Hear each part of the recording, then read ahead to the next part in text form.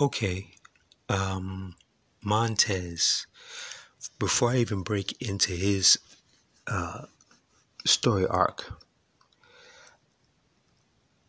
I see that, for a while, the speculation of the Street Profits breaking up. The one thing I do not want to see, I do not want to see the stupid cliches they do with the Street Profit. I mean, look, they're getting ready to do that with Trick and Mellow. That's leading up to it. But I don't want to see the Street Profits feud against one another. For some reason, they have a if it ain't broke, don't fix it model. And to me, it's broken. I don't want to see the Street Profits feud against one another. And the focus has heavily been on Montez. I say don't sleep on Dawkins. When they've had their solo matches, I was very, very impressed with Dawkins, especially after watching him slim down. And not that his weight was a factor, but the fact that he's slimming down to stay in competition, stay focused, and to stay ready. I also heard Natalya, and I just recently saw a post too on IG. And Natalia's school, she said also in an interview that Dawkins is there like almost every day working out with the new talent, and he's just committed. So I say don't sleep on Dawkins before you put all your eggs in the basket on Montez, and then you pull a Otis and Tucker, and I don't know where the hell Tucker is. He must be driving trucks somewhere because they just bombed on him, or somebody never really taught him about the indies because he just disappeared. We might find him in a soup kitchen, working in a soup kitchen, or he's gonna become he's gonna become like Wayne Grove in like friggin' Heat or something like that. I don't know where the hell Tucker went. He just disappeared. Anyhow, I would say if you're going to split the profits up, let it be in a good way. Keep them as friends. I would say start with Dawkins in a feud with Austin, ATL Austin, right? And I would say start Montez in a feud with Grayson Waller. I initially thought it would be the other way around, but no. I think that Montez is more popular than Waller, and that would help push Waller, and vice versa. Ace is more Ace. See, that's why I just call him Austin, because I'm thinking Ace Austin and Impact. I knew I was gonna say that shit.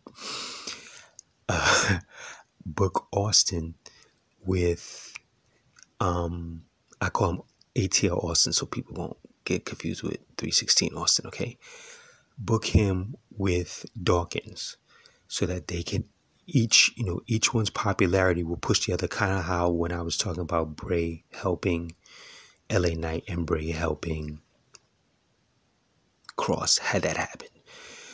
They should get individual feuds and help one another out, and you see them like back to back and they're battling these guys, right?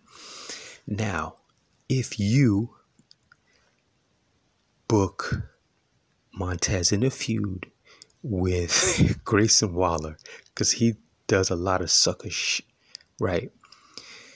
If you go back to my Cross story arc, he gets beat on by Montez, and you then have him hire Cross to smash on Montez. I told you he needs faces for Cross to smash on. I told you I would bring this back home.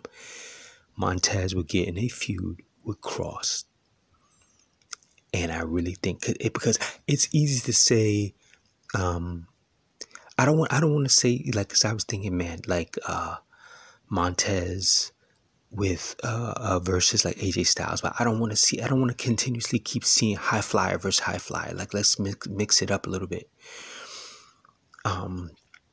So to have him with Cross, two opposites, I thought Cross did a pretty good job dealing with Rey Mysterio, just in ring wise, right? So I think for him to feud with Montez, I think that feud right there could really put both of them over, but it would definitely put Montez over, especially dealing with the tough guy persona. If you build it up the way that I had mentioned about building up Cross, no matter who wins, Montez would come out shining. We know, especially after, and I didn't forget that match that he had with Roman. That was some solid. That was a solid performance. That was a solid performance to let you know that he can go. Same thing with Dawkins. I can't remember who Dawkins had solo matches with, but I remember being very impressed with what I saw. But yeah, I think a feud with Cross and Montez would probably put them. It would push both of them, but it would definitely help Montez probably a little bit more, because after Cross smashes on R-Truth, I think he's pretty much going to be solidified, and it's all about who else is he going to smash on. Like I said, like a Johnny Gargano or something like that. Dawkins and ATL Austin. After that feud, who else would I put? Now, if you put Dawkins with AJ Styles, that I could see. I'm saying, a feud with AJ Styles, that I could see. Or even against LA Knight. It just depends on, if LA Knight's going to stay face, if he's going to go heel, or if Dawkins is going to go heel. Well, actually, they're already heel now. So, but yeah, I would not put them in a cliched feud to see if you can get them over.